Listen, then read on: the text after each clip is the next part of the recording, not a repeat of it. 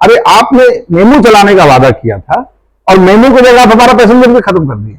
इसका फोकस है कि ठेका दो और कमीशन लो।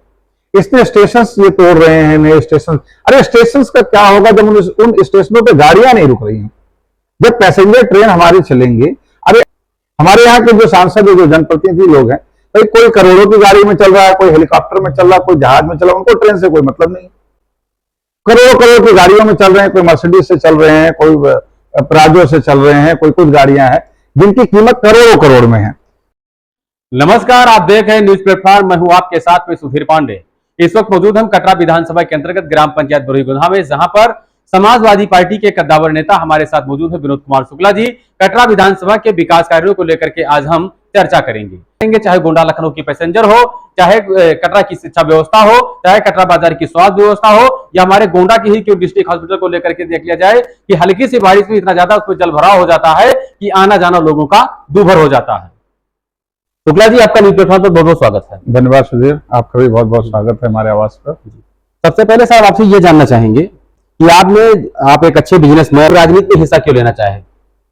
देखिए, राजनीति मेरे लिए आय का साधन नहीं है, बल्कि समाज में जो सबसे गरीब, सबसे पीछे रह गए हैं, वो चाहे जो भी वर्ग हो, चाहे वो ब्राह्मण समाज हो, चाहे पिछड़ा हो, अनुसूचित हो, और भी जातियां हैं, इनको मुख्य धारा पर ला करके सरकार की जो संसाधन है उसका लाभ उन तक पहुंचे। और जिन संसाधनों की हमारे क्षेत्र को आवश्यकता है, जो आज तक आजादी के 75 साल बाद भी नहीं मिल पाई है, उन संसाधनों को हमारे इस कटरा बाजार विधानसभा क्षेत्र, जो मेरी जन्मभूमि है, इस जन्मभूमि में जिन अभावों से हम लोग ग्रसित रहे अपने बाल्यकाल में और युवावस्था में, वो हमारे आने वाले भविष्य, आने वाली पीढ़ी उन असुविधाओं को न झेले, इसके लिए राजनीति में आया हूं। वैसे कटरा विधानसभा आपका कर्मभूमि है, तो सबसे पहले सवाल तो उसी पे बनता है, आपको क्या लगता है कि कटरा विधानसभा में विकास के किन किन मुद्दों पर जो है चर्चा होनी चाहिए? देखिए, कटरा बाजार विधानसभा क्षेत्र इस पूरे गोंडा जनपद में, ऐसे तो ये हमारा गोंडा जनपद ही, अगर इस पूरे देवीपाटन मंडल में आप देखें तो देवीपाटन मंडल का मुख्यालय होने के बावजूद स्वास्थ्य सुविधाओं से लेकर, बिजली की सुविधाओं से लेकर के, शिक्षा की सुविधाओं से लेकर हर सुविधाओं से वंचित रहा है। और उसमें भी खास तौर पर ये जो हमारा कटरा बाजार विधानसभा क्षेत्र है, इस विधानसभा क्षेत्र में ना ही कोई सरकारी डिग्री कॉलेज है, ना ही कोई सरकारी ITI जैसी संस्था है। जो PSC और CSC हैं उसमें भी दवाइयां नहीं है, उसमें भी स्टाफ्स नहीं है, उसमें भी मशीनें नहीं काम करती हैं। इसके अलावा किसानों को अगर कोई दिक्कत है, किसानों को उनकी समस्याओं को सुनने वाला कोई नहीं है। हमारे यहाँ कोई बीमार पड़ जाए तो उनको अच्छा अस्पताल नहीं है यहाँ पर। हमारे यहाँ के बच्चों को शिक्षा के लिए कोई व्यवस्थाएं नहीं है हमारे इस कटरा बाजार विधानसभा में। तो कटरा बाजार विधानसभा इस पूरे उत्तर प्रदेश में, मान लीजिए, आज के समय का सबसे पिछड़ा हुआ विधानसभा है। कटरा बाजार विधानसभा में आपने भी जिक्र किया बिजली व्यवस्था की, तो हमें तो लगता है कि बिजली व्यवस्था आपकी बहुत ज्यादा डगमग है। देखिए, अभी तो कल रात को बारिश हुई है और कल रात से बिजली अभी आई है, तो आप समझ सकते हैं कि 16-18 घंटे लोग बिना बिजली के रहेंगे। इन्वर्टर्स डाउन हो जा रहे हैं इस उमस भरी गर्मी में।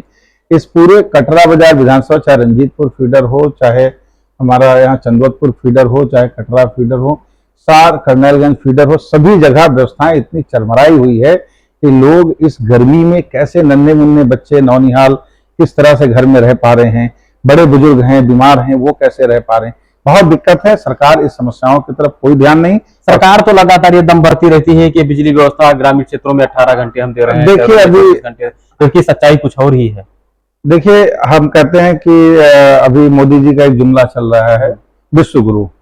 हम विश्व गुरु होकर अपने ही देश में बिजली नहीं दे पा रही है। कौन सा विश्व गुरु जो घर घर तक बिजली पूरी तरह से नहीं दे पा रहा है? 16-18 घंटे बिजली नहीं रहती है जो कह रहे हैं। और अभी कुछ दिन पहले जो शर्मा जी, जो मंत्री हैं, विद्युत मंत्री हैं, AK शर्मा जी, उनके किसी कार्यक्रम में ही बिजली गुल हो गई थी। आप अभी देखिए, कुछ दिन पहले किसी अस्पताल की वीडियो आई है कि बिजली नहीं है और वहां पर जो है डायलिसिस चल रहा था। तो सोचिए कि किस स्थिति में उत्तर प्रदेश है। ये आगे जाने की जगह और पीछे चली गई है उत्तर प्रदेश, चाहे वो स्वास्थ्य हो, चाहे वो शिक्षा हो, चाहे वो रोजगार के मामले में, हर चीज में सरकार पूरी तरह से भारतीय जनता पार्टी की सरकार, ये योगी जी की सरकार, ये डबल इंजन की सरकार पूरी तरह से फेल। अभी आपने गोंडा जनपद के पूरा जिक्र किया, तो हमसे यहाँ पर जो डिस्ट्रिक्ट हॉस्पिटल है, हल्की सी बारिश में भी देखते हैं कि वहाँ पर पूरा जल भराव की स्थिति उत्पन्न हो जाती है। तो एक विकास गया कहाँ फिर ये? देखिए, गोंडा जिले के जो जनप्रतिनिधि हैं, गोंडा विधानसभा है, नगर पालिका है, तो लोगों को एक विजन होना चाहिए कि हमारा विजन क्या है। तो जो मोदी जी विजन नहीं दे पा रहे हैं, वो कह रहे हैं कि 2047 में ऐसा देश बनेगा। आज 2025 में हम कहां खड़े हैं, ये देखना बहुत जरूरी है कि 2025 के बाद जो युवा 10 साल में, जो आज 10 साल के हैं, 10 साल में वो 20 साल के होंगे, उनकी पढ़ाई कैसे होगी। 4 साल बाद वो कॉलेज में जाएंगे तो शिक्षा कैसे ग्रहण करेंगे।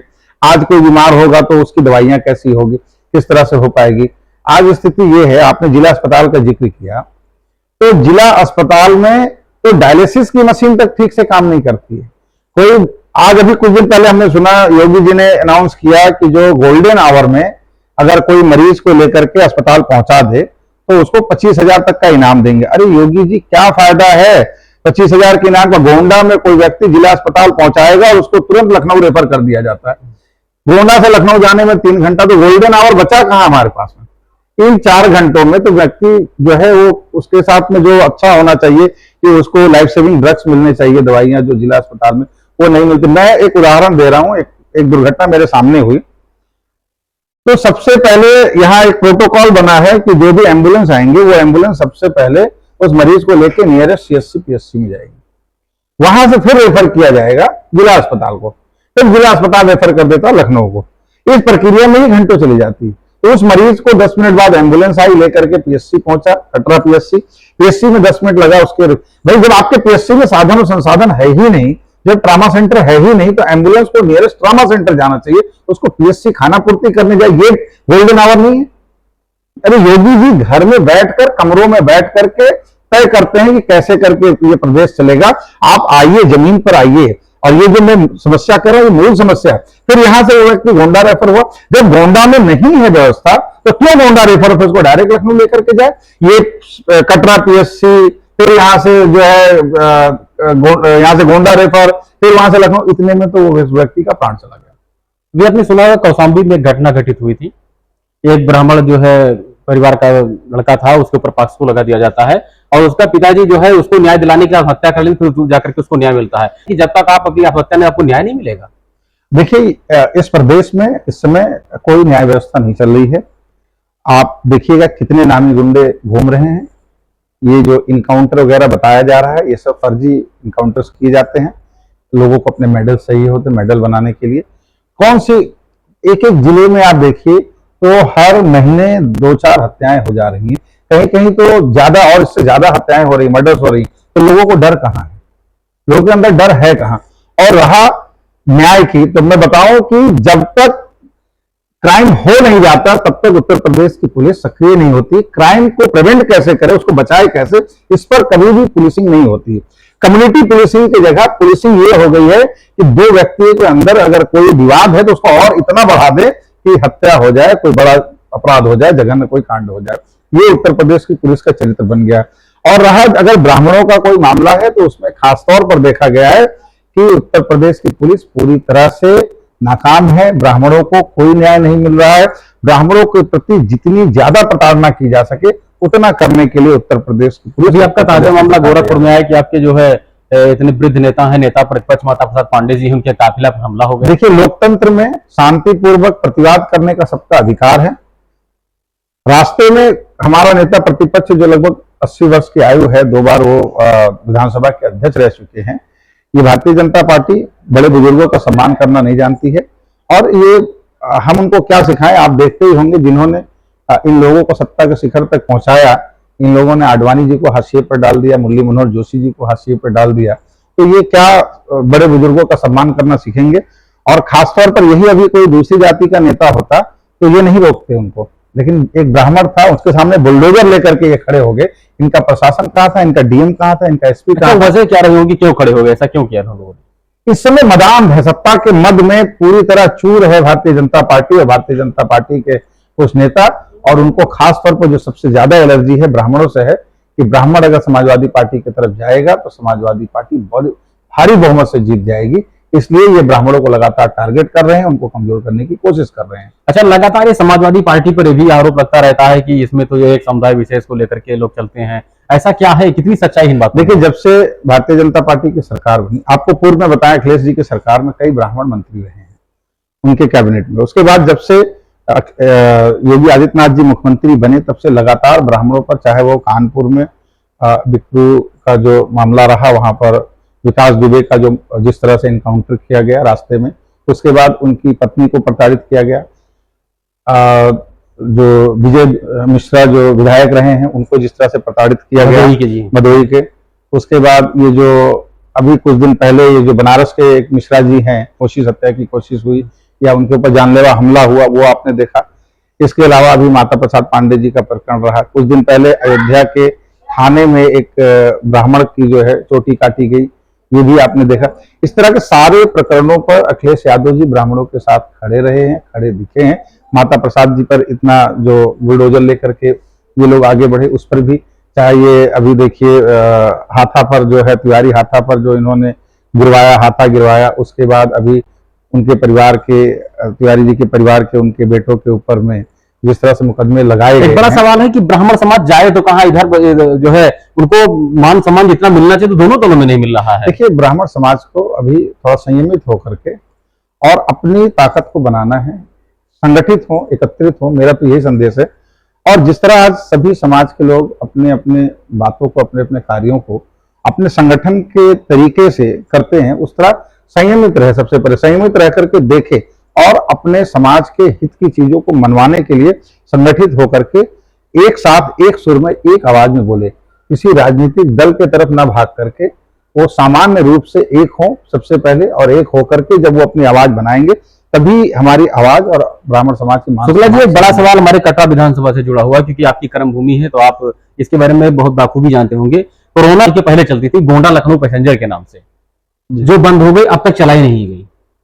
इसमें गरीब और जितने भी ऐसे गरीब तबके के लोग थे जो आर्थिक जिनका मजबूत नहीं था, दवा कराने के लिए मेडिकल कॉलेज लोहिया हॉस्पिटल जाया करते थे।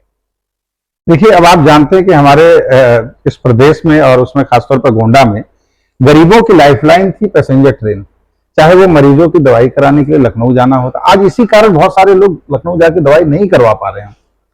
चाहे आप जो विद्यार्थी हैं उनको जाकर के वहां पर एग्जाम देना, वहां कॉलेज में पढ़ाई करना, चाहे लोगों को वहां जाकर के नौकरी रोजगार करके फिर वापस अपने घर आना, ये सारे कार्य इस पैसेंजर ट्रेन के होने के चलते बहुत आसानी से लोग कर सकते थे। ये उत्तरदायी कौन है इसका, कितने में चल रही है? मैं बताता हूँ, ये जो भारतीय जनता पार्टी है, ये मूल रूप से पैसा कमाने वाली सरकार है। इसका फोकस है कि ठेका दो और कमीशन लो। इसने स्टेशन ये तोड़ रहे हैं, नए स्टेशन। अरे स्टेशन का क्या होगा जब उन स्टेशनों पे गाड़ियां नहीं रुक रही हैं, जब पैसेंजर ट्रेन हमारी चलेंगे। अरे आपने मेमू चलाने का वादा किया था और मेमू की जगह आप हमारा पैसेंजर भी खत्म कर दिए। हमारे यहाँ के जो सांसद, जो जनप्रतिनिधि लोग हैं, भाई कोई करोड़ों की गाड़ी में चल रहा है, कोई हेलीकॉप्टर में चल रहा है, कोई जहाज में चल रहा है, उनको ट्रेन से कोई मतलब नहीं। करोड़ों करोड़ की गाड़ियों में चल रहे हैं, कोई मर्सिडीज से चल रहे हैं, कोई प्राजो से चल रहे हैं, कोई कुछ गाड़ियां हैं जिनकी कीमत करोड़ों करोड़ में है। खैर ये उनका विषय है, करोड़ रुपए उनके पास आए कहां से, कौन से स्रोत से आए, सरकार को देखना चाहिए। सरकार ने उन स्रोतों पर ध्यान नहीं दिया। भ्रष्टाचार पूरी तरह से बढ़ी हुई है।